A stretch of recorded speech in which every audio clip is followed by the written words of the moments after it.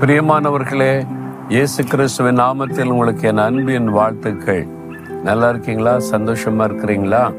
சில சமயத்துல ஆண்டவரே நம்மளை கைவிட்ட மாதிரி தெரியும், ஆண்டவர் வெறுத்துட்டாரோ அப்படின்னு கூட தெரியும். உண்மை அது கிடையாது. நம்மளே நினைத்து கொள்ளும், அப்படி நான் தப்பு பண்ணிட்டேன், அதனால ஆண்டவர் என்னை வெறுத்துட்டார் அப்படின்ற உணர்வு கூட சிலருக்கு வந்துடும். அந்த மாதிரி சூழ்நிலையில் இருக்கிறீங்களா? உங்களோட தான் ஆண்டவர் பேசுகிறார். ஆனா இந்த இடத்த பாருங்க, பின்னால வயலட் கலர்ல அழகா பூ பூத்த ஒரு மரம் பாக்குறீங்கல்ல. ஆஸ்திரேலியாவில் இது மாதிரி கலரான பூ பூத்த விதவிதமான மரங்களை பார்த்து எனக்கு ரொம்ப ஆச்சரியம். நான் ஆண்டவருடைய சிருஷ்டிப்பை பார்த்து தேவனை துதிக்கிறேன். நீங்களும் அதை பார்த்து தேவனை துதிக்கதா இந்த மாதிரி இந்த மரங்களையும் அந்த மலர்களையும் உங்களுக்கு காண்பிக்கிறோம். சரியா?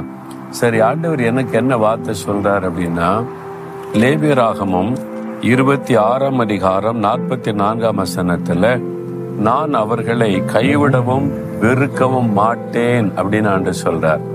நான் உங்களை கைவிட மாட்டேன், உங்களை வெறுக்க மாட்டேன்னு சொல்றார். அதாவது தேவனுடைய ஜனங்களை பற்றி ஆண்டவர் பேசிக்கொண்டே வருகிறார். என்னுடைய ஜனம், என்னுடைய பிள்ளைகள் தவறு செய்தால் நான் தண்டனை கொடுப்பேன். ஆனா நான் உங்களை வெறுக்கவும் மாட்டேன், கைவிடவும் மாட்டேன். நம்ம ஆண்டவருடைய பிள்ளைகள் ஆயிட்டோம், இயேசுவோட நடக்க ஆரம்பிச்சிட்டோம். சில சமயம் தவறு பண்ணிடுறோம்ல, ஒழுங்கா பைபிள் வாசிக்கிறது இல்லை, ஒழுங்கா ஜெபிக்கிறது இல்லை, கோவப்பட்டுறோம், எரிச்சல் பட்டுறோம், உலக பாவத்துக்கு இடம் கொடுத்துறோம். அதன் பிறகு ஐயோ நான் இப்படிலாம் தப்பு பண்ணிட்டேன், ஆண்டவர் துக்கப்பட்டிருப்பாரு, இனிமே ஆண்டவர் என்னை கைவிட்டுருவாரு, ஆண்டவர் என்னை வெறுத்துருவார் அப்படின்னு நினைக்கக்கூடிய நினைவுகள் கூட வரும். அது சாத்தான் கொண்டு வருகிற நினைவு. நீ ஆண்டவருடைய பிள்ளைன்னு சொல்லிட்டு தப்பு பண்ணிட்டல்ல, இப்படி நடந்துகிட்டல்ல, இந்த பாவத்தை செய்துட்டல்ல, அவ்வளவுதான். இனி ஆண்டவர் உன்னை கைவிட்டுருவாரு, ஆண்டவர் உன்னை மறந்துடுவார் அப்படின்னு சொல்லி. ஆனா ஆண்டவர் என்ன சொல்லுகிறார் அப்படின்னு சொன்னா, என் பிள்ளைகள் தப்புன்னா நான் தண்டிப்பேன், நான் கண்டிப்பேன், நான் தண்டனை கொடுத்து சரிப்படுத்துவேன். ஆனா அவங்கள கைவிடவும் மாட்டேன், அவங்கள வெறுக்கவும் மாட்டேன்னு சொல்றார். உங்களை பார்த்தேன்னு சொல்றாரு, என் மகனே மகளே, நீ தப்பு பண்ணிட்ட உனக்கு தெரியுது, ஒரு தண்டனை உனக்கு தந்திருக்கிறேன், இது ஆண்டவருடைய தண்டனைன்னு உனக்கு தெரியுது. அப்ப ஆண்டவர் அவ்வளவுதான் நம்மளை மறந்துட்டாரு, கைவிட்டுட்டான்னு நினைக்கிறியா? இல்லை, நான் உன்னை கைவிடவும் மாட்டேன், உன்னை வெறுக்கவும் மாட்டேன், நான் இன்னும் உன்னை நேசிக்கிறேன்.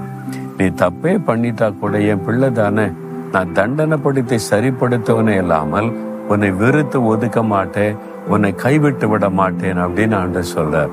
எவ்வளவு அற்புதமான நல்ல ஆண்டவர் இல்லை? இப்போ அதான் தாயினுடைய அன்பு. ஒரு பிள்ளை தவறு செய்துட்டா சில சமயம் அடிப்பாங்க, கோபத்துல திட்டுவாங்க, பேசாதப்போ அப்படின்னு சொல்லுவாங்க. கொஞ்ச நேரத்தில் அதே தாய் சரி வா காம் அப்படின்னு அணைத்து கொள்ளுவாங்க. அதுதான் இயேசுடைய அன்பு. நம்ம தப்பு பண்ணும்போது கண்டிப்பா தண்டனை கொடுப்பார். அதை நினைச்சிட்டு ஆண்டவர் நிலை வெறுத்துட்டார் போல, மறந்துட்டார் போலன்னு நினைக்க கூடாது. அவர் உங்கள் மேல நினைவா இருக்கிறார். நீ என்னுடைய மகன்தான், என்னுடைய மகள் தான், நான் இப்படி உன்னை வெறுக்க முடியும், நான் இப்படி உன்னை கைவிட முடியும்னு சொல்றார். எவ்வளவு சந்தோஷம் இல்லை? அப்ப ஆண்டவரை பார்த்து சொல்லுங்க, ஆண்டவரே நான் உம்முடைய பிள்ளை தான், நீங்க என்னை வெறுக்கவும் மாட்டீங்க, கைவிடவும் மாட்டீங்க, எனக்கு கொடுத்த தண்டனை சரிதான் ஆண்டவரே, என்னை சரிப்படுத்த தான் தண்டனை கொடுத்தீங்க, இந்த தண்டனை நான் சந்தோஷமா ஏற்றுக்கொள்றேன், சரிப்படுத்திக் கொள்றேன்னு ஒப்பு கொடுங்க. உங்க வாழ்க்கை ரொம்ப நல்லா இருக்கும். அப்படி சொல்றீங்களா? ஆண்டவரே நான் தப்பு பண்ணா எனக்கு தண்டனை கொடுத்து சரிப்படுத்துறீங்களே, அந்த அன்பிற்காக ஸ்தோத்திரம்.